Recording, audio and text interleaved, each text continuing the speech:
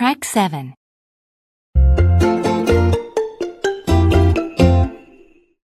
Hackers and crackers. In the information age, many words related to computers are used in everyday conversation. For example, almost everyone knows the word hacker. And to many people, this word has a negative connotation. Actually, hackers are excellent programmers who can write programs that are efficient and even artistic. They take great pride in their work.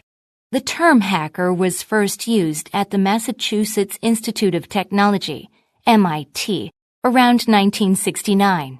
The word hack was already in use at MIT to describe student pranks, very creative tricks or jokes. Computers were new to universities at that time, and there were not many computer manuals available, so the students had to figure things out by themselves.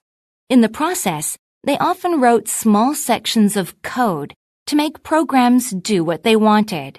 This soon became known as hacking, because the students had to use their creativity, just as they used their creativity for their pranks.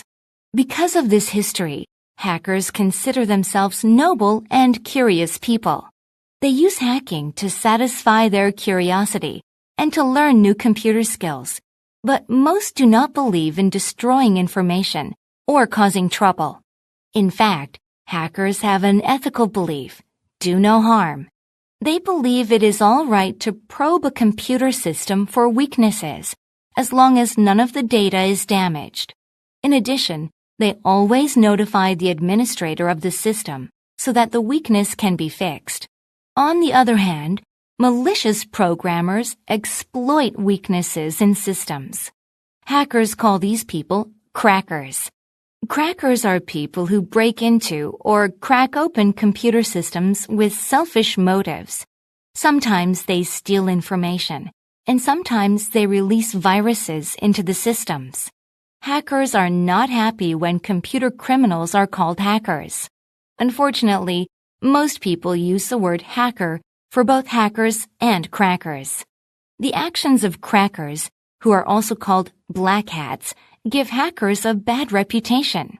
Hackers are sometimes hired by companies to test computer security. This kind of hacker is called a white hat. The white hat will try to break into the company's computer system.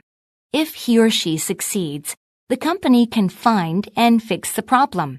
In recent years, even governments have been hiring hackers to improve national security.